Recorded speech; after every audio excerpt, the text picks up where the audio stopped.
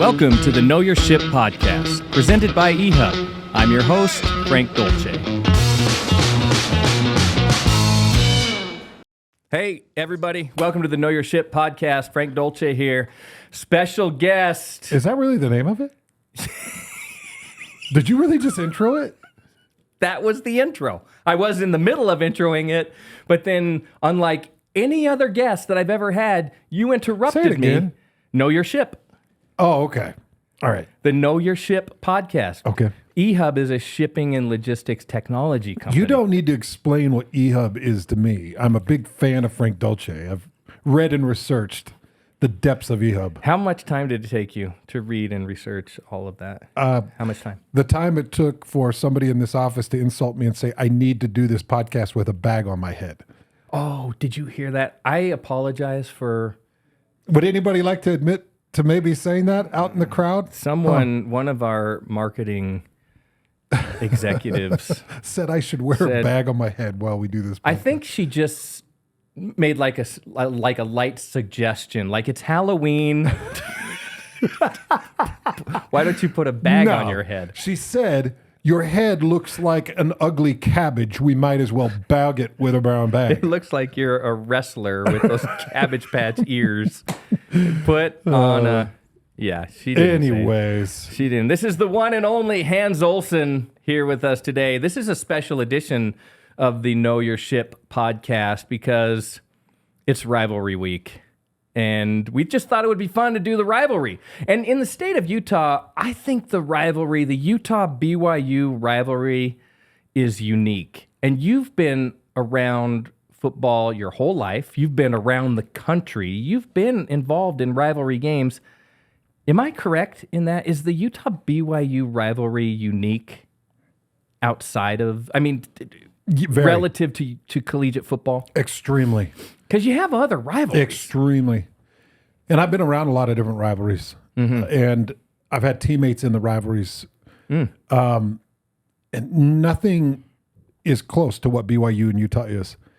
There were multiple times, like when I was with the Colts, teammates that were Miami, Michigan, and rivals from different teams in those locker rooms, the way they would interact, Ohio State, Michigan teammates, watching the way they'd interact and act around each other during their rivalry week, it's nothing like BYU, Utah. And you know why? It's the religious factor. Oh, I was going to say because Utah's been so dominant. No, it's the religious factor. Oh. And it's those things that get implemented into this rivalry that I think causes the level of disdain. Because BYU is the righteous. It's the chosen one. Yeah, and Utah are the what? The black sheep. That's a nice way of putting it. Yeah. They're the sinners. The sinners. Yeah. Sinners and the saints, as it were. And there's this really strange undercurrent of people trying to act their brand that causes this thing to be so toxic. Yeah, but that's the funny thing, because if you're acting your brand, like Utah would be right on brand, like sinners, and then it's a raucous crowd, and maybe it's not so that it's not friendly at Rice Eccles Stadium, but as the Saints, the BYU crowd doesn't always act like Saints. Oh, I know, Frank. Okay, number one thing you should never do is judge people, right? Like, isn't that the number one thing? I'm not judging. It's like judging anybody. And BYU fans, it's this perception that BYU fans are constantly judging the Utah fans. Always. I feel judged. Well, yeah, I understand it because, somebody comes in with a sacrament tray full of shot glasses, full of rum, and they're serving the sacrament with shot glasses, and BYU fans are, I'm so appalled. That is so disgusting. And it's like they feed into each other. And it turns into this ugly mess. You've got Utah players that are doing fake baptisms in cold pools, and you got BYU fans that are losing their mind over the fact that you would do a fake baptism, and it just plays into it. Frank, you know where I'm coming from. Like the religious aspect creates such a difference in this rivalry that no other rivalry gets to experience. I agree. I agree. Because USC Notre Dame, they don't play on the Catholic aspect of it, and USC No. doesn't. There's No. Catholic and the Protestants. And you've been a part of that rivalry. You've known that rivalry for a lot of years. Absolutely. UCLA, USC, it's barely, I mean, it's a rivalry, but it's barely a rivalry. Who else would you say? Auburn, Alabama. I mean, that's a rivalry, but does it reach the level of that one does get ugly. Intensity? That one gets really ugly. That one can get ugly. I've heard things yelled from the stands. I'm not saying this is unique to one school or the other. I've heard things yelled from the stands at Lavelle Edwards Stadium that would make your toes curl. From a BYU fan? I don't know. That's a good question. because That's a good question. Yeah. Yes, from a BYU fan, of course. I have been a part of this rivalry game in one way, shape, form, or the other since 1996. And I've seen so many different layers to it. You know, you had the great Coach Mack, Lavelle Edwards back and forth. And now So you've good. got teacher and mentor with Kyle Whittingham And Kalani Sitake. And then you had these strange ripples in between that Like a Gary Croton. Croton. And an Urban Meyer for a couple years. A quick Urban Meyer stop. But how quick did Urban pick up on it? But Urban grew up in the right environment because he understood the Michigan-Ohio State rivalry. He understood what a rivalry meant, and he immediately capitalized on it. Yeah, he did. And that's where we got the team down south. Don't you think he made it a little bit more ugly? And Don't you think Urban yeah. put fuel on the whole rivalry fire? he didn't make it more friendly, if that's what you're asking. Yeah.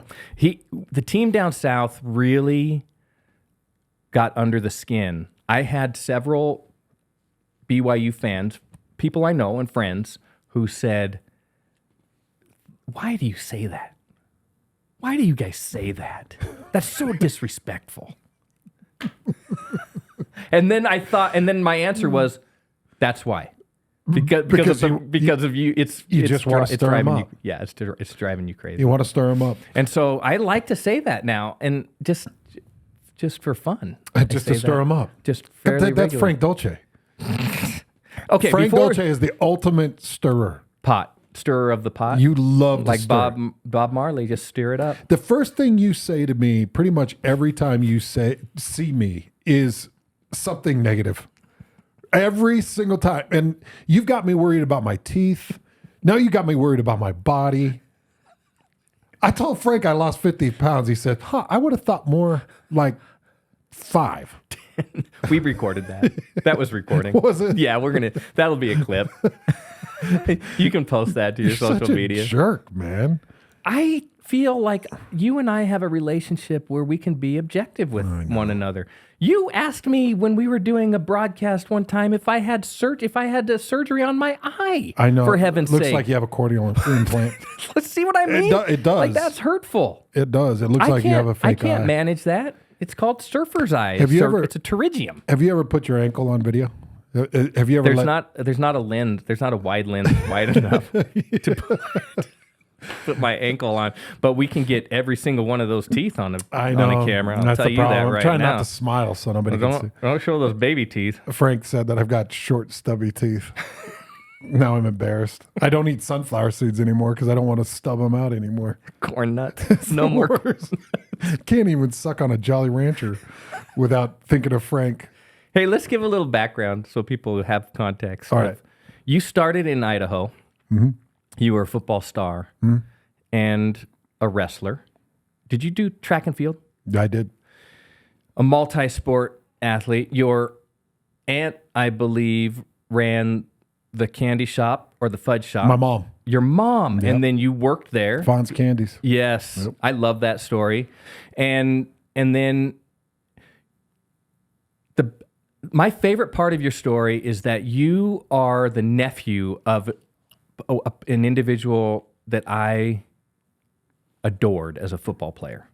And lots of people do. Yeah. Merlin Olsen. Yeah. And Merlin was part of the LA Rams. I grew up in LA. The fearsome foursome. Mm-hmm. An unbelievable Rams legacy. The real deal. The real deal. But even more important than that is within the state of Utah, he's a legend from Utah State University. He is. Merlin Olson he's an Field Aggie. at, right? Yep. In Logan. Okay. Maverick Stadium. You decided not to follow the legacy Yeah, of Uncle Merlin. that's right. And you decided to go. And I took some heat. I wanted to ask you about that. I took some heat. Okay, so tell me about what happened. What was some of the commentary you received when you said, "No, I'm not going to go to Utah State. I'm going to go down south." Well, first and foremost, so Merlin and Phil were both legends Yes. at Utah State. Phil was another first-round draft pick to the NFL. He was second just behind Terry Bradshaw. So just to put it in perspective, like Phil was... And no one recognizes. No one Phil was realized. great. Yeah. And he's plastered all over Utah State too. Mm-hmm. But there was a younger brother that my grandma and grandpa, they'd moved from Logan to Orem.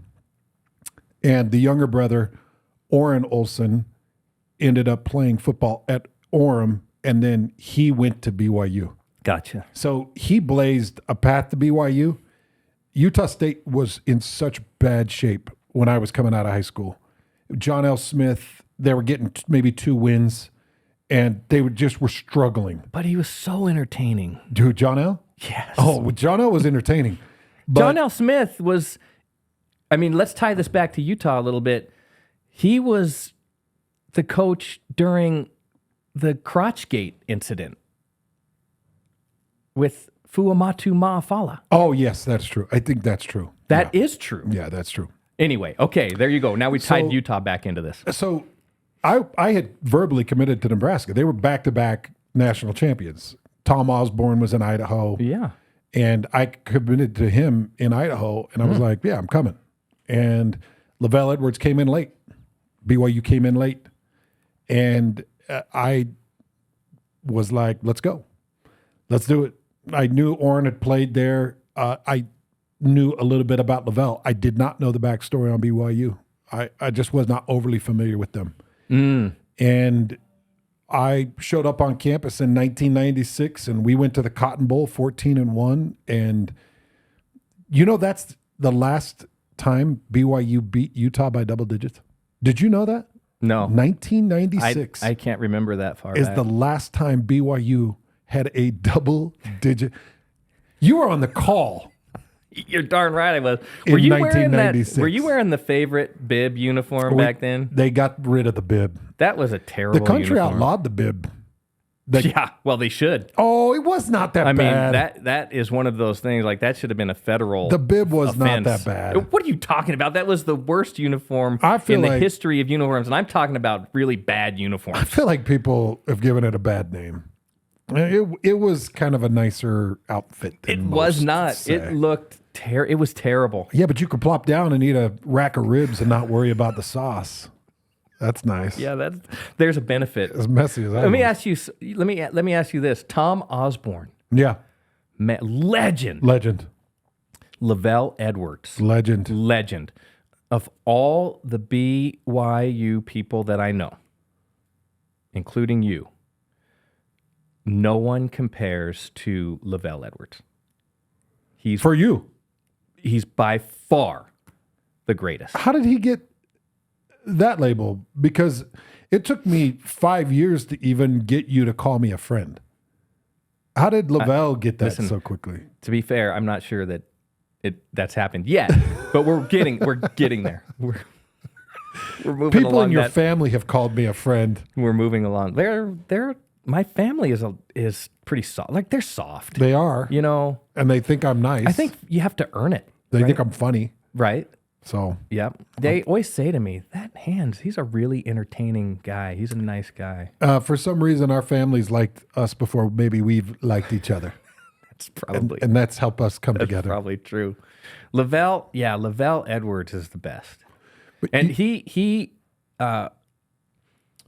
I mean, I wouldn't say that I knew him well. We played them. I only played a couple times in the rivalry game, and we lost a tough one at the then Robert L. Rice Stadium, And I was dejectedly walking back to the locker room, and Lavelle Edwards came and found me. Did he really? Yeah.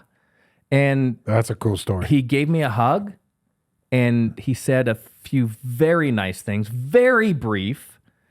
And I felt like that. I'm getting chills telling you the story. Yeah. It was so sincere and 'Cause it so was. heartfelt. Because it was. And he was he was so complimentary. And I just never forgot. You Greatest never man. forget that. Do you know I have a similar Ronnie Mack story? Well, I wouldn't be surprised, So, but very yeah, I'd similar. love to hear it. So I had graduated, it was senior year, and we got that big win in 2000. Lavelle's last miracle. That was my senior year. It was, and Utah should have won that game, but it was Lavelle's last miracle. I had gotten invited to a senior bowl. It was called the Gridiron Bowl, where they built a team of all Florida players against the United States team. And so I was picked to represent on that United States team. And went down to Florida and showed up. We pulled in, I think, the airport. We flew into Orlando. And I'm walking off the plane, and I see this big, familiar, smiling face. And I'm like, that's Ron McBride.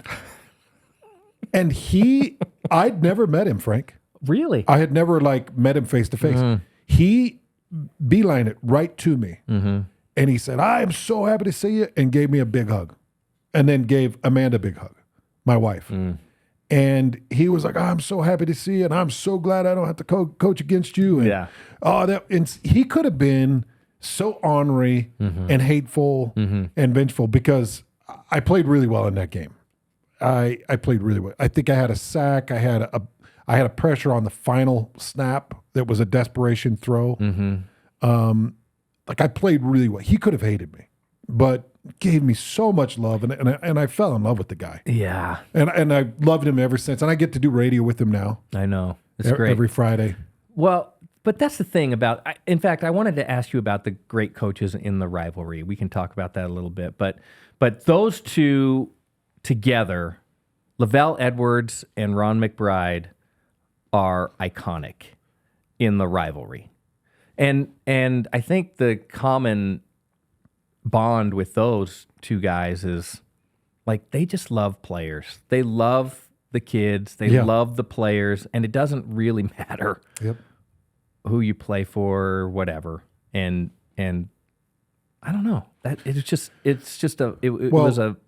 a great time in the rivalry. Because of who they are, I know that fans have a lot of vitriol, but because of Lavelle and Mac and some of the teammates that I got to play on different teams with, because I had 7 years of professional football, and I went through a lot of different Utah teammates. I got to be teammates with Lewis Powell, who's now the D-line coach at Utah. Fantastic. Doug Kafusi, who was a center, I believe, at Utah. And when you have teammates, and then you get to know Coach Mack, and you start to meet guys from that side of the rivalry, the edge of the rivalry really just falls off. I just don't have this overall edge of the rivalry. I have a full love for the rivalry, and I have a love for both sides, but it's there's so many guys on the Utah staff I just look up to. And there's so many guys on the BYU staff that I look up to. I played with a lot on both staffs and am friends with a lot on both staffs. And so to me, the rivalry probably isn't as sharp and cutting as some. What I want to see a competitive game. I want to see both sides look good, represent well, and play a physical brand that represents what a rivalry should be. But I don't want blowouts. I don't want meltdowns. But I do want drama. And we have gotten so much drama. I went back to Lavelle's last miracle with the 2 catches. It was 4th down and 15. I think we were on our own 20. Do we need to go through this again? Those catches were ridiculous. Lucky. And people say Luke Staley fumbled, and he did. I was a part of the Kineshiro Doink game where the right upright. Yeah, I was there. It was the right up. It was the right upright. I know. And I called that game. So I'm standing I'm standing on the sideline. I was not a part of the field goal block team that year, but I was a defensive end that year and played my butt off in that game. And I'm thinking, here it is. We're going to lose. And he hits the upright. And I'm thinking, how does this even happen? When Jonathan Pittman caught that 4th and 15, I'm like, one toe touched inbound. How does that even happen? I don't know. And then Austin Cauley, I mean, that guy made a 4th down play in a game that BYU won down at BYU. That's right. Got off the right sideline over the top. I mean, yeah. Harleen, by the way, is still open. He's never been covered. He's still open and has got the touchdown. But then, you talk about the 10-year drought. But how you talk about 10 years of Utah ownership? Do you remember the game? Or 11 years. 10 games, 11 12. years? It's more than a decade of dominance. That's what we call it, more than a decade of dominance, because the record over that time is significant for Utah. Yeah. But do you remember the game at Rice-Eccles Stadium? How many times did Utah have to block the kick? I think they had to block it, or they had to go through it twice. There were penalties. There were penalties, and then they blocked the kick to win that game. Utah was dominant in those years, man. There's so many amazing moments in that rivalry, and the things that happen after the rivalry. Yeah. I mean, the talk between the teams. I always say that, like, when I played in that game, it was very competitive, but it wasn't like on the field. How many starts did you have? Two one, one just start? one. What was the outcome? We lost 31-22 at Rice Stadium, and it was the most intense game that we played. It was physical. It was competitive. But on the field, there wasn't the animosity that you feel in the stands. There was the competitiveness. It was competitive it was ferocious. It was intense. That's what people don't understand. Not the vitriol that you feel in the stands. The fights you see, or not the fights, but when you see people in each other's face, it's not out of hate. It's just out of competitiveness. It's, you might get angry with each other, and I feel like you're cutting me off the backside, and you've hit me in the back of the legs 3 times. I think you're trying to injure me, and now we're going to fight because I think you're trying. But for the most part, when you see those tempers really rise up, I think a lot of that just has to do with the competitiveness of it, because you get storylines and battles when you're sitting in the locker room getting ready for this game. Like, there's some of the storylines and battles I remember. Yeah. Fuamatu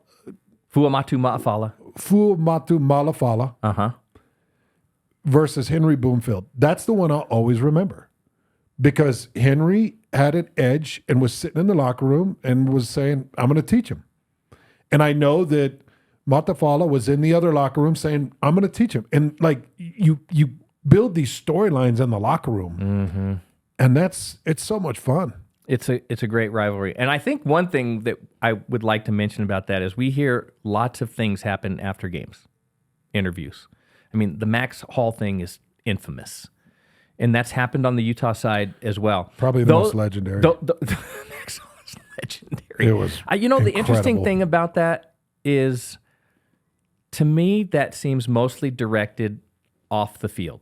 Like, all of the chatter about Max Hall and everything else happens not on the field, off of the field. And so when you say you have relationships with Utah players and guys that you competed against, I have the same thing. And that hatred doesn't exist. It doesn't, but that doesn't mean that I don't want to see BYU win this game.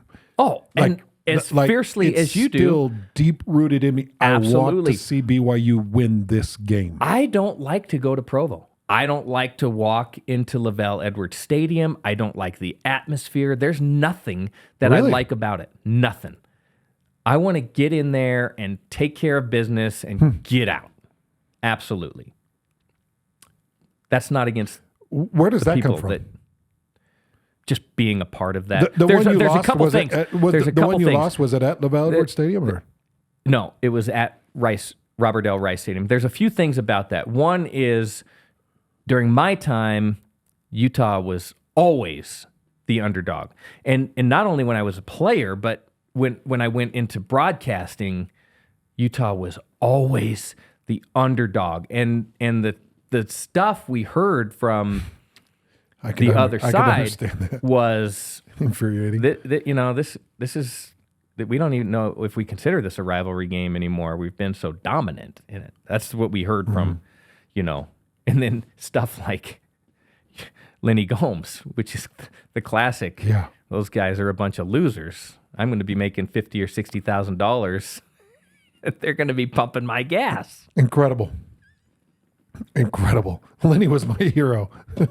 He was my trash talking hero. Later Did you know on, they put a gag order on me during rivalry week? Good. They wouldn't even let me talk. They were smart. That was the right thing to do.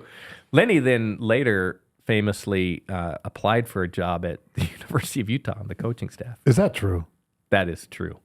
That's absolutely true. You should have hired him. Could have brought the fire. I don't think we were paying 50 or 60 at that point. Could have brought the. He was looking for a little more cash. Okay? So we were talking about the iconic coaches, LaVell Edwards, Ron McBride. I don't think you can get around that. Urban Meyer brought a different level of intensity to that rivalry, and he tried to take the mental advantage in that game. And he had two, really interesting games against BYU. One was the 3-0 snowed out affair in Provo. Yeah. Which was crazy. Gary Croton, wasn't it? I believe it was Gary Croton. Yeah, I think it was. I believe it was Gary Croton. What year was that? 2003? That was 2002 or 2003. Yeah. Wait, 2003 or 2004. Okay. Yeah. Yeah, I think that this current staff situation is probably the most intriguing of all of the rivalry situations. Well, because you've got such common ground. Whittingham, Coach Kyle Whittingham, great linebacker at BYU. Yeah. Freddie Whittingham has a quote as a BYU player against Utah saying, it was like we were playing against air. Yeah. It was like running through air.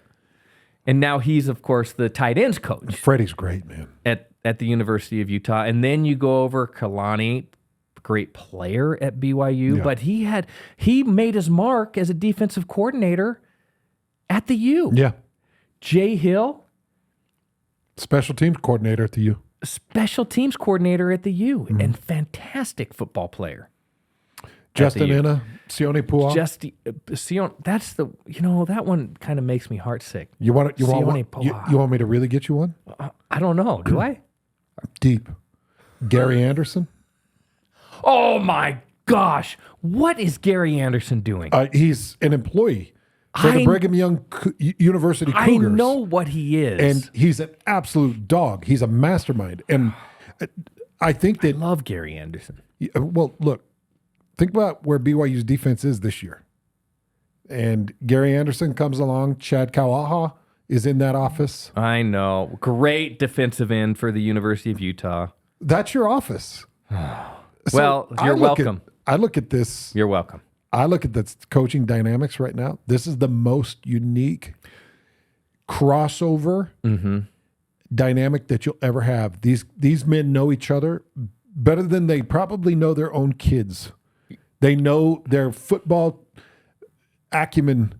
They know the schemes. They know what they're thinking, the play calls.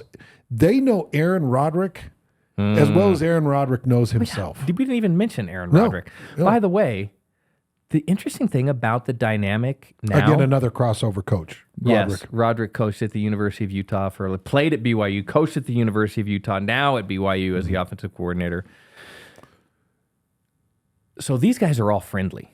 This is the interesting thing about the coaching dynamic. All these guys are friendly. Like they've all coached, played together family relationships, everything else. And they present it that way, like, hey, I love Coach Witt, I love Kalani, I love this, everybody, it's all love. I think that there is more intensity now about winning this game because of those relationships than ever before. They just don't really talk about it. No, there's a deep intensity. Kalani tries to cool it off. I don't know if you noticed, but Kalani with his opening statements, I think on Monday, he came out and was like, can we just all be cool? Like, let's all be cool. How'd you feel about that? It's just not what this rivalry has been. Kyle takes it to another level. Urban takes it to another level. Kalani has always tried to cool the temperature. He doesn't say negative things about Kyle, doesn't say negative things about Utah.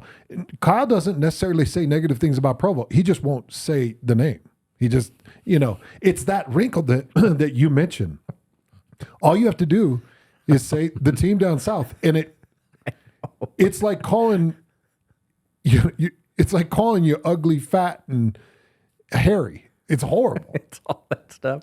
It's like saying, I lost 50 pounds. It looks like you lost 10. It looks like you gained 50. You know what I don't like? I'll just say one thing. Not that I don't like. I just think it's I listen to it and I'm like, this is crazy. Greg Wrubell, your broadcast partner, won't call it the red zone. It's the red zone universally in football, but he calls it. I've never heard him call it anything but the red zone. Red zone. I've heard him call it the blue zone. Oh no, he hasn't done that with me. I've never heard him call it the blue zone. Really? Maybe in the rivalry game, maybe he does that. I don't know. Maybe I don't know. Maybe, but I haven't. And if I'm mistaken about that, you guys feel free to correct me. Okay. But I've heard it called that. Okay, so this is going to be my first time calling the rivalry game because this will be my second year up in the booth. Yeah. Well, it's a different experience. What did it take for you as a player to realize what the rivalry game meant? In 1996, watching the seniors prepare and all the chatter and the way Lavelle faced the week, the anger in his eyes, not anger, the intensity in his eyes. Yeah. The way that Norm Chow would put together game plans. Mm-hmm. Oh, we're going to hit them. Oh, we're going to catch them. Who was also a great coach at the University of Utah. Yeah. We're going to get them. And he had this confidence that you're like, oh, Ken Schmidt, our defensive coordinator, would just show up, fire in his eyes, and you just knew it. Yeah. But you said this today on the show, and I'll reiterate it. You don't know it until you step in it and you play it. You don't really know it. Now, I got a real quick sense of it, but then you play in it and you're like, this is different. The whole world's different. Well, the minute I stepped off a plane from California to walk onto campus at the University of Utah, they started talking about playing BYU. We weren't even in spring ball yet. Yeah. Like, they're starting to talk about playing BYU. So it was being indoctrinated early. Yeah. And it got to a level of intensity, but you don't understand it until you are on the field of play and participating in that game. You can definitely tell it from the fans, too. You can feel it. Like the fans, they want to be able to show up to church on Sunday and talk trash and say, what happened to your Cougars? You guys sitting there at 8-0. We're at 4-4. You thought you were going to come into Rice Eccles Stadium? You guys, you don't even know. They do. I know. And BYU fans want to do it to Utah fans. Like, oh, how did that feel? Oh, first double digits since 1996. Yes. How does that feel? It's funny that you mentioned that because there's things like that in the rivalry that are really interesting to watch. Well, like the Urban Meyer thing, that shutout, that ended a streak of games BYU had scored in going back to like the 1970s or something, 1975. That BYU had not scored? Yes, and Urban shut them out. I didn't know that. 3-0 in that game. But there are things like that on both sides. I know I was talking about the religious aspect, how it adds a layer. I also want to throw in that for those of you that aren't members of the Church of Jesus Christ of Latter-day Saints, we're very community oriented. Mm-hmm. We believe in gathering and supporting and ministering and all of those things. So we're around each other a lot. And that's unique to other communities.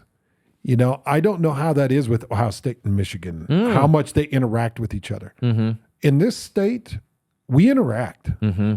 And our neighbors graduated Utah, or dad graduated Utah, or brother's a fan of Utah, or dad's a professor at BYU, and you're one or the other. Even if you're a Utah State guy, you've got something that planted you in the BYU ground. Or if you're a Weber State guy, like my mom is a Weber State girl. She graduated Weber State. Mm-hmm. Her baby boy played at BYU, so she's BYU. She's a Cougar Blue. Like everybody, there's something that divides you. Yeah. And it means something in a community where you really do interact with each other. I know. It's true. Because our communities care deeply about each other. Very ingrained. Yeah. Which is unique, don't you think? I think it is. I think that's absolutely unique. There's so many unique things about the rivalry. Going back to your time, over your whole time, you said you got involved in 1996, and I started involved in 1992. Over your time, is there a play or an incident or something that happened that sticks out? I mean, there's probably 100 of those. There's 100 of them, but as a player or as an observer. I'll give you a couple good ones. Okay. That year, that cheerleader beat the trash out of the BYU fan. Do you remember that? The BYU fan jumped out to stop a flag being run around, I think, or something. Yes. And a Utah cheerleader went ham on him. And do you know what Steve Smith said? No. No. Steve Smith said something like, even our cheerleaders are beating you up today. Something like that. Brutal. Even our I don't cheerleaders know are why winning that's. today. I was on the sideline. I saw the whole melee, and I was like, "That dude is going ham." Somebody needs to call the cops. That cheerleader looked like a mini Arnold Schwarzenegger. He did. He was jacked. He was jacked. He was jacked. Another one that comes to mind was my teammate Derek Stevenson. We're running off the field. Yeah. And he looked up and somebody was going back and forth with his dad. His dad's ex-military. Oh. And Derek went in the stands. Mm-hmm. And we're all sitting there like, he's up in the stands. Mm-hmm. And they are lighting up the stands. Mm-hmm. You're just seeing people getting chucked and thrown. And I was like, that's incredible. And then I think the newspaper actually had a picture of the melee the next day. And it was like, geez, man, that was a brutal brawl. Yeah. That one really sticks out to me. Do you remember, I'll never forget this play. It was up at Rice Eccles State. Maybe it was Rice State. I can't remember. Ronnie Jenkins catches a little swing pass out of the backfield and Kautai Olivao. Yeah. The hit. Oh, yeah, the hit. Yeah. Wow. Yep, that set the tone. That was a different kind of play. That was my sophomore year. Oh, it was. Mm-hmm. Yeah. That was my sophomore year. We could fill in here the hit on the sideline. It was brutal. It was. And I did get to play a year with Kautai Olivao too, which I love Kautai. It's the best. Yeah, he's the best. I mean, that's this rivalry. It's all crossover. People think I need to have this crazy edge about it and hatred. Yeah, of course I want BYU to win. Yes, absolutely. But it's not hatred. I look forward to the week. That's why when it went away, Frank, I was devastated. Well, it should have never gone away. It's a rival. It's such an intriguing rivalry, and it's been so meaningful for the state. Like, that's a rivalry that should always be played. Can I give you my angle of why that rivalry went away? Who I blame? Yeah, absolutely. So Utah gets invited to the Pac-12. Uh-huh. And Utah had an opportunity to do more than beat BYU. And that was to show BYU that they didn't need them. And they scheduled a Florida or a Michigan. And that was a bigger slap and insult than beating them on the field, I think. I think that was kind of we'll play you when we can. But, it was like a big brother thing. We're kind of growing up here. Yeah. So when you catch up, let us know. Yeah. I felt like that was more damaging and more hurtful than if they just played the game. Yeah. I felt like that was a better way for them to stab the back and really push the knife in. Yes. And that bummed me out because that put a real kink in the rivalry for a bit. And it's taken a hiatus since 21. This is the first game since 2021. Kyle Whittingham's been sitting on a 2-year loss now. And I'm sure he's not happy about that. He doesn't like that. So what you're telling me is Utah did the right thing. In terms of wanting to hurt BYU, yeah. That was the best way they could hurt them. I think. Yeah. Because BYU is independents and they needed the games. I know. They needed the games. They need the attention that, and give me one thought on BYU, the days of BYU being an independent. Was that helpful for the program? I think it was the best possible course of action. You still don't think they should have been in a conference? Nope. If it was a bigger conference. Those schedules were no good. At least half of the schedule was no good. There were some scheduling issues, but I want to remind everybody that it's about the money. They made more money in independence than they would have with the Mount West Conference, and they didn't have the Pac-12, Big 10, or Big 12, anybody knocking down their door. Yeah. So they had to move where they could get the most money. ESPN gave them a really nice contract where they kept them afloat, helped them with scheduling, made sure that they broadcast some good games. BYU's done a great job of manicuring and procuring that relationship, and they've been really good for each other. So did I like it? No, I didn't like it. I always felt like they were just kind of floating in obscurity, but it was exactly what they needed to do. And they also showed the country that they could do it. And there aren't many teams in the country that can, because they had their broadcast building. Yeah. They had a very good name, and they did it. I don't care what anybody says. And they did it. And BYU travels, and wherever you go, there's a set of BYU fans available to go to the game. I mean, it's not an easy thing to do. And I would say they did it. I would say they survived it a little bit. And being in the Big 12 now is even more meaningful because of what BYU went through in the independence. But it was certainly an interesting time. Let me ask you this: during our eras, who has been the most impactful coach on either side? Kyle Whittingham on Utah's side, and LaVell Edwards on BYU's side. That's a really tough one. I think it's more likely that people would agree with LaVell Edwards. I don't know where I'm going to say there are three, and I don't know how I place them. Ron McBride, because he is the foundation of Utah's success. Right. He turned it up. Yep. And he made it a clear goal that BYU was a target. Yep. Okay. But what Urban Meyer did in those 2 years was bonkers. Yep. Like the mentality about that game changed a little bit with Urban Meyer. But the way Kyle Whittingham has approached it and the way that he's been so successful in the rivalry, I think you could make a case for all three. I don't know. I would probably have to put Coach Whittingham and Coach McBride, I don't know. They're probably right there together for me. Yeah, but you got to pick one. I do. I'm going to go with Kyle McBride. They're both integral. There's no question. Oh, man. But Kyle has done something with this rivalry that is pretty insane. He has. It's pretty insane. You're right. LaVell Edwards for sure. I had to prepare and play against Coach Mack, and those Utah teams, they were juggernauts. And they put together incredible talent, and they showed up, and they were nasty. That's the thing about the Coach McBride teams. Kyle, they were nasty. After that loss in 2011-ish, 2012-ish, the Christian Cox era. Yeah. And he said, no more. Yeah, that's right. And put his foot in the ground and said, we're not losing this game. And he meant it. And didn't until 2021. Yeah. And to me, but because I experienced that as a broadcast member. I experienced it at a pretty deep level, watching Bronco get frustrated with it.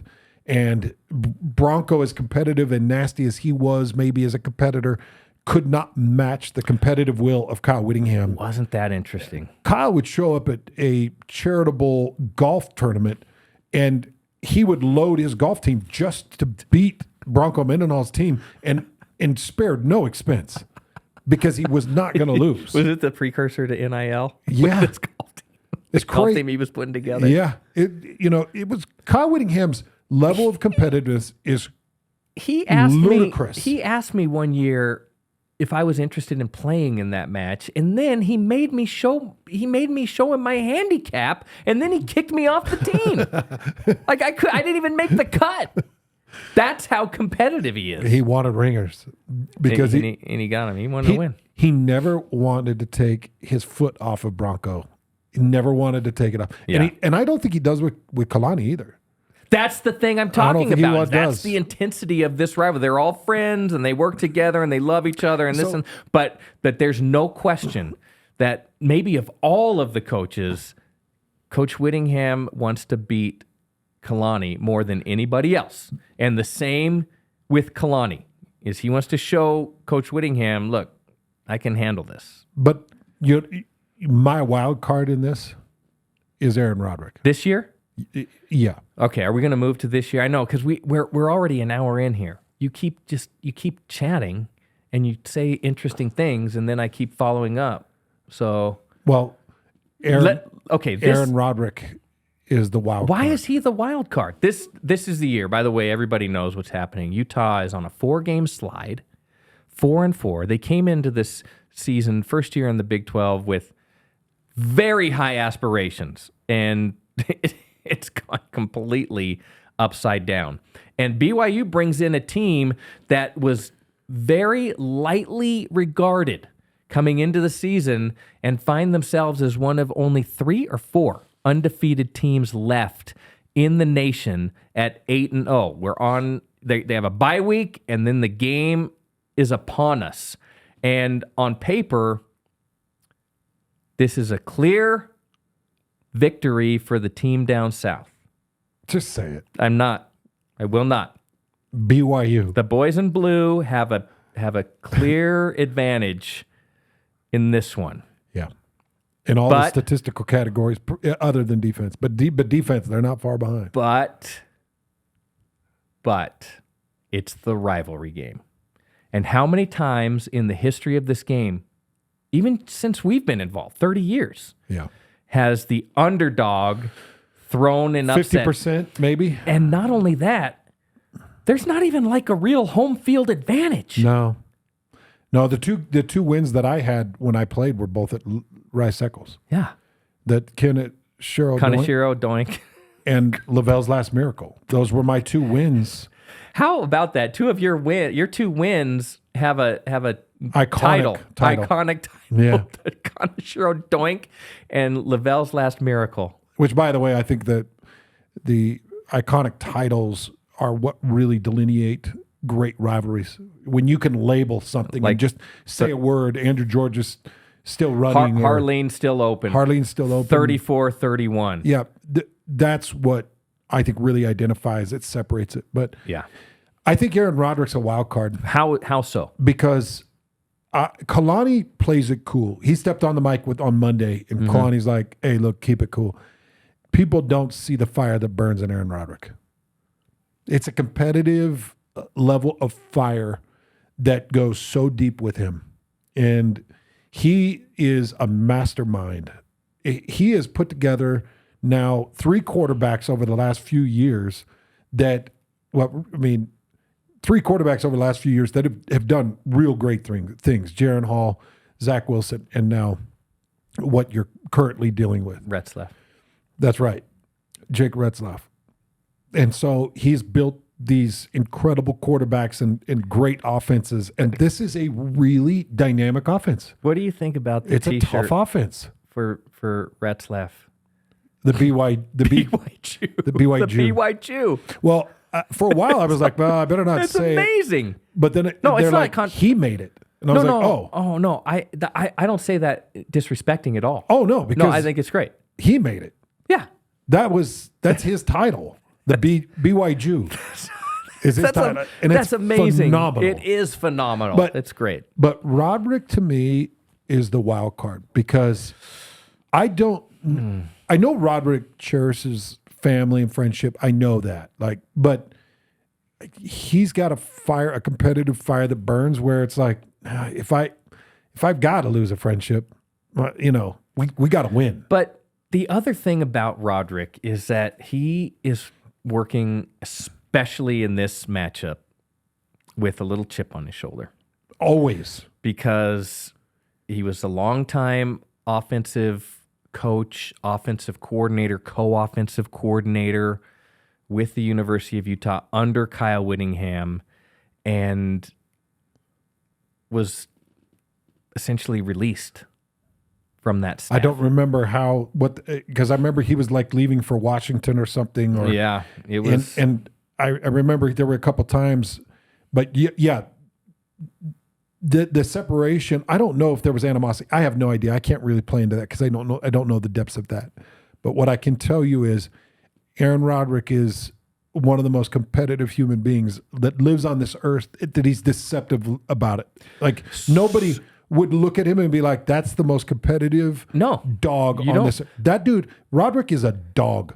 He was a dog as a player. He was my teammate. Yeah, he was a dog as a player. Well, and he had a dog as a coach. He had to be, because as a player, look at him.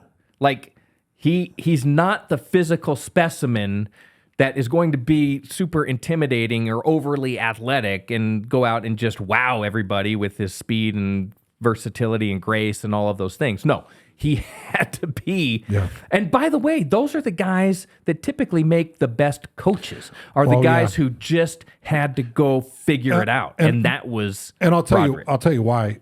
Because of survival patterns, where this is what I've got to do to make it. This is what I got to do it. And Roderick has a beautiful vision offensively. Roderick is an entertainer as an offensive coordinator. I think his first vision is, let's put on a show. I want to bring this crowd to their feet. I've always felt that about Roderick. He is an entertainer. And sometimes I actually think that gets in the way a little bit of his game calling because he wants to high fly and you're like, you don't need to high fly. Just crush them. You've got the power. You've got the strength. Crush them. But that's a little bit boring. We're going to high fly because he loves to entertain. I feel very much the same way about another BYU quarterback who now has his team playing pretty well, Steve Sarkisian. Yeah. Steve Sarkisian, I always feel like outcoaches himself. He's a showman. Yeah, he's a showman. Yeah. But why this thing all of a sudden about Roderick? I mean, I remember the days when Roderick was not highly looked upon by the BYU fan base. And now all of a sudden, has that changed? Has that massive perception shifts. changed? And I think that happens with every fan base and every coach. Last year was tough. You don't make a bowl game. Well, listen, people are calling for Coach Whittingham's head. Right now. Can you believe that? Right now. Right now. They are. Yeah. Okay. So which is maddening. Fan bases are fickle. Andy Ludwig just got released. And I know. And I have been in the past. I've been very objective about Coach Ludwig, but you can't argue with his successes, he's done incredible things, including beating Alabama in the Sugar Bowl, including taking Tyler Huntley and making him into an NFL quarterback, including what he did with Cam Rising, including 2 Rose Bowls. Did incredible things. Conference championships. They beat USC when USC was supposed to be supreme. Anyway, yeah. I think the point is fan bases are fickle. So you think that Aaron Roderick is the X factor, and now Utah is dealing with supreme uncertainty on the offensive side. By the way, just to add to that, with not making a bowl game and then running it back with about the same offense, and everybody, including myself, doubting it. Again, I think that was all right. Another chip on my shoulder. I just think Roderick it's one year after the other, and you know how rigorous that. that occupation is. Yes. It's so heavy on these men. And I've watched these guys wear it over the years, and Roderick wears it tough. Mm-hmm. I mean, he's a tough, gruff dude, man. He is, but you don't, it's sneaky because when you talk to him and when you visit with him, you don't suspect it, but I think you can recognize it. But he's a cold-blooded killer. He is a cold-blooded killer. He's a baby-face killer for sure. Is he a cold-blooded killer? He's a baby-face killer. And I'm expecting big things from his game plan on Saturday. Is he still wearing the beard? I don't think so. No. Because a stash. I think he wears a stash. Oh, well, maybe he should grow in that beard because he looks like a babyface. I think he's not intimidating. I think there's a lot of aspects of no, he's kind of gruffed up a bit. He's weathered. Okay, let me ask you this. If you had to, if Aaron Roderick and Morgan Scalley had to fight, because that's offense and defense, if they had to get into a cage match and fight, who comes out? Morgan. Yeah, Morgan. I think Morgan comes out of the cage with a lot of people. But Morgan maybe comes out down an eyeball and a few teeth and maybe half an ear. Yeah. Roderick's going to get his licks in, but Morgan's a beast, man. Morgan is a beast. I wish everybody that is listening to this, which I'm sure they're not by now, because what are we, an hour? Yeah, we're over an hour.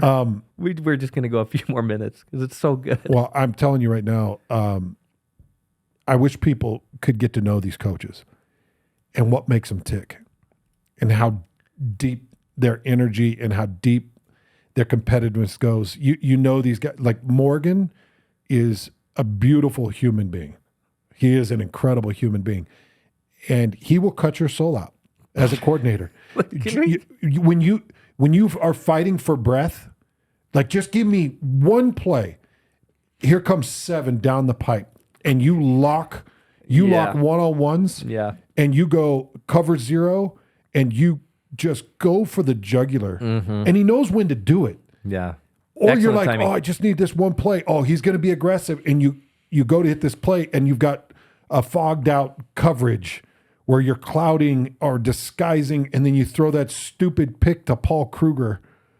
Yeah, that was a beautiful pick. What do you mean stupid pick? That's a beautiful And I think that was Kalani Satake, was the D coordinator with Paul Kruger. Was he not? Yes, he was. By the way, that's a lovely sweatshirt you have on there. Thanks. I like that. Yeah. Yeah. Okay, can we keep going down this path? I'm kind of liking this. Okay, I'm going to give you need scenarios. to wrap it? Yeah, I'm going to give you some scenarios. By the way, do you love our wings? It's a football. Oh my gosh. We have our wings. It's so great. I'm having a hard time not just sitting there eating them. Yeah. Okay. Lewis Powell and Sione Boha. Cage match. Who comes out? Lewis. Sharif Shah and anybody on the staff. Anybody from BYU staff? Mm-hmm. Sharif Shah and anybody from the BYU staff. He would get everybody on BYU staff except for Justin Inna. No, he would get everybody. There's no doubt. Inna would get him. Sharif Shah infamously knocked out Bucky the Beaver pregame at Oregon State because he was bouncing around. Bucky is no Inna. As we were going, and all of a sudden Bucky was laid out, and Sharif was guilt by association. He was the closest person to him. Okay. I don't know how tough Kelly Popinga might be a tough dude. But I'm just telling you, Sharif Inna's the one I would superhuman strength. He's like Wolverine and Deadpool and Captain America and Batman all wrapped up. Who, Reef? Yeah. Yeah. He's ridiculous. Ridiculous. Okay, so Sharif beats everybody. Okay. No. Yeah, Sharif beats everybody. You could go in there and bring a buddy, and Sharif would win. You know at the start of the movie, Troy, when he yells, Pythagoras! Are you talking about Brad Pitt? Yeah. Yeah, Well, and he's running around and at first he calls out this Pythagoras, this gigantic man, and then the other one yells back, Achilles! And he's not there. Sharif would be Pythagoras. But Justin Inna would be No, you got that Achilles. backwards. You have that backwards. Justin loses it. He would lose to Sharif. You're No. right. Yeah. He Okay. loses his mind. Last one. Coach Witt and Coach Sataki. Cage match. To the death or to the knockout? To the To the death or to the knockout. Oh. I'm gonna say, how good a shape is Kalani in right now? Could Kalani go 3 rounds? Because I think Kyle could go 3 rounds right now. Coach Witt could go 8 rounds right now. Coach Sataki, he does have a little bit of a coach bod right now. I mean, he's been working hard, but he's do you know the been hardest? A little bit coach bod. Do you know the hardest hit I ever took was from Kalani? Do you know he knocked me into a concussion during a practice? Because you weren't doing your assignment? I came in on a run. And he was a fullback? He was a fullback. I know. And he was coming downhill. Lit you up. We collided heads. I love that. And it's the hardest hit I've ever felt. I thought it cracked my The head. hardest hit I ever felt, and I, we played some good games. The hardest hit I ever felt was Anthony Davis in practice. He was our own linebacker. Do you remember Anthony Davis? Yeah. And he played for the Kansas City Chiefs for a long time. And he smashed you. I came scrambling around. I have the red shirt on. And the next thing I know, I am a helicopter. He sent you in orbit through the air. And yeah, Coach McBride loved that. But yeah, the friendly fire that wasn't so friendly. Cage match. Give me Kalani. Come on. There's no way. I don't. So I think that Kalani's part bulldog because he doesn't have nerve endings in his skin. He doesn't feel pain. He doesn't express pain. Are you saying this metaphorically? No, I'm saying this literally. He does not have pain receptors. You're making this up. No, I'm not. The dude had 3 degenerated discs in his back while he was playing as a senior. They surgically went in and pulled out his discs and just put bone on bone in his spine, and he played. He doesn't. Stop it. You're doing like the legend of Kalani. I'm not kidding. I was there. We were seniors together. Come on. He had this crazy Pretty back soon surgery. you're gonna show me your tattoo of Kalani's life around your arm. Like he pulled out his spine and they put in an old dinosaur bone and he doesn't have nerve endings. You're just saying a bunch of crazy stuff. Okay, but you have heard this story. He was decapitated. You've heard this, right? He was actually his head was physically removed from his body. He replaced his head, building the legend of Kalani Sataki. I love it. We're gonna keep this up, dude. Every week we're gonna do the legend of Kalani Sataki. Your staff is going to come over here. Speaking of beating you in a cage, they're going to come over here and beat you. Yes, because look at how long you've gone. We're gonna wrap it up. Let's wrap it up on this. By the way, Hans Olson, you've been amazing. You're so great. I love you so much. Far from it. I hope you know how entertaining you are and how insightful you are. And by the way, we get to do a show every week. I get to talk to you. There's nobody who knows line of scrimmage play or can describe it better than you do. I appreciate that. It gives a whole different perspective. Well, I play both sides in the NFL, both Yeah. offensive and defensive lines in the NFL. So some people say it's my depth. You still play both sides in life. I do. Yeah. I do. That's You're why very versatile. I'm waiting to talk about packages, intercontinental shipping, Packages. We can do that next. transcontinental shipping. Yeah, that's excellent. Next podcast, we're going to do that. Okay, let's do That's a brief. what I prepared for. I didn't Let's even do a prepare brief for this football stuff. Let's do a brief breakdown. Okay, very brief because I don't really want to talk about it. Utah is a significant underdog in this game. 4-4 on a 4-game slide. We don't know what's happening culturally on the Hill. The offense is a mess. Yeah. They can't seem to get it together. They lost their offensive coordinator midway through the season. They lost their quarterback at the start of the season. Mm-hmm. They're now in the middle of a quarterback controversy. They have a running back who's pretty good on a pitch count. They have a tight end room that's been completely underutilized. And to go along with all of that, they have the number 1 defense in the Big 12. and they're 4-4. On the other side of the ball, you have a BYU team that is playing with confidence. Culture looks amazing. It's a team. They're competitive. They're gritty. They've had to battle and come from behind to win football games. They're tight with the football. They do all the right things. They create turnovers. This is a complete lopsided matchup in the rivalry game. Yeah. How's it going to go? I've got this thing, BYU 20, Utah 10. It's a 2010. Wait, you had BYU. Did you want to restate that? Because you just said BYU was going to win that game. BYU 20, Utah 10. At halftime? I think Is that a halftime? just before the comeback. Is that what you're Is that a halftime score? Is it just before the comeback? You got two crazy defenses. Uh-huh.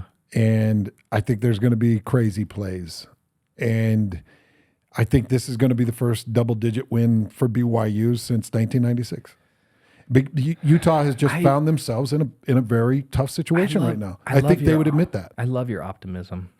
It's Because when it comes down, but 21, how right was I about BYU's 21-17 record for Utah? going into the season? So, my predictions know. that I'm paid to make predictions. I'm paid to have outlook, and sometimes I hit and sometimes I don't. Yeah. I missed on BYU's season. I missed on Utah's season. These two seasons have been opposite. We both did. It's crazy to me. I didn't think Utah was going to go undefeated, but I thought Utah had a very good chance of, if everything aligned, like they found their running game, Cam Rising stayed healthy, good offensive line play, tight end group. None of those things materialized. Yeah. None of those things. And so Utah finds itself in this position. On the other side, I thought BYU was a team that was like struggling to find an identity, and they found it. Oh, found it quick. They found it with three linebackers that are nightmares. Jay Hill. Glasgow, Taggart, and Kelly. Those three linebackers are a nightmare. And then they found it with a defensive lineman. They moved from a DN to a D tackle in Blake Mangelson. The guy he's just... They should call him Manglesome. He's the Frank Dolce of the defensive front. Yeah. Because he stirs it up. Okay, I'm going to make a statement, my last statement. All right. Okay, you're picking BYU. Yeah. Because you're an eternal optimist. I'm going 21-17 Utah. Oh, yeah. It's probably going to happen. Okay, but let's get your real prediction. 21-17 Utah. Let me see on the inside of your hand what you wrote. 21-17. Okay, let me. I'm going to make the statement, and then we'll finish on that. Jay Hill is the most significant hire for BYU since Lavelle Edwards. No, it's Kalani.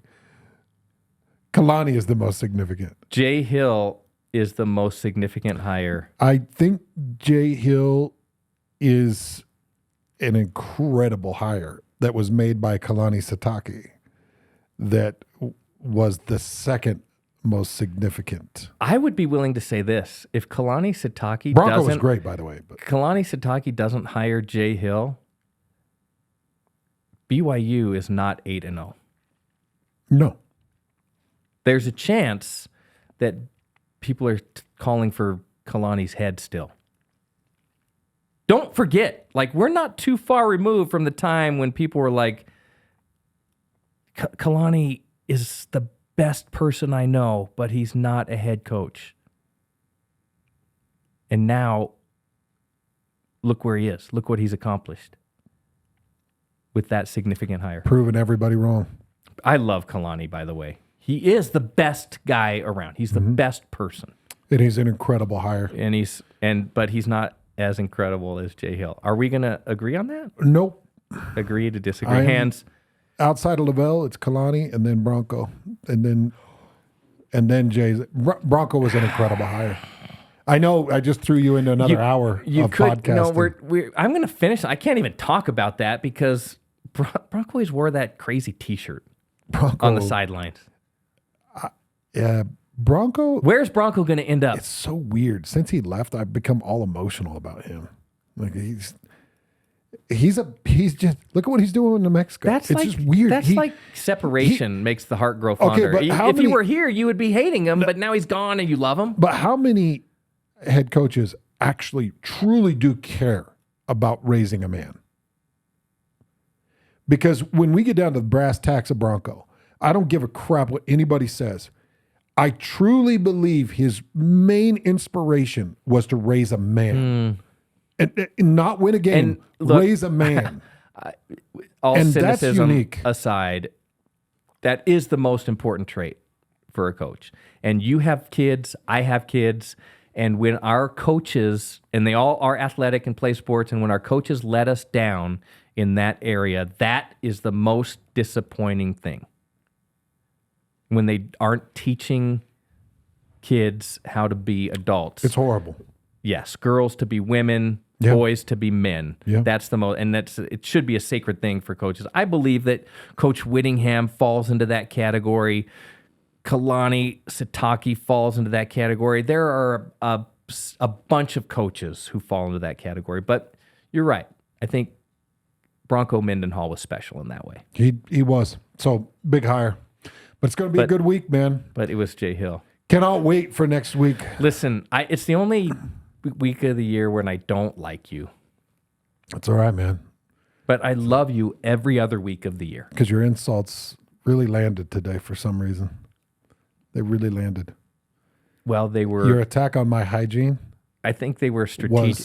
I think they were strategic, and the timing was excellent. Strategic isn't a word. Nonsensical, I think is the word of your attacks. We got to get out of here. This is it. This is Rivalry Week. Hans Olson. This has been the special edition of the Know Your Ship podcast Which is the actual name. with Hans Olson. You're staying with it. Yeah, we're sticking with that. Let me have some of these wings. You get on those wings. All right. Thanks, buddy. Thank you. Love you. Love you, brother. Thank you for listening to the Know Your Ship podcast presented by eHub. Don't forget to subscribe and leave a review.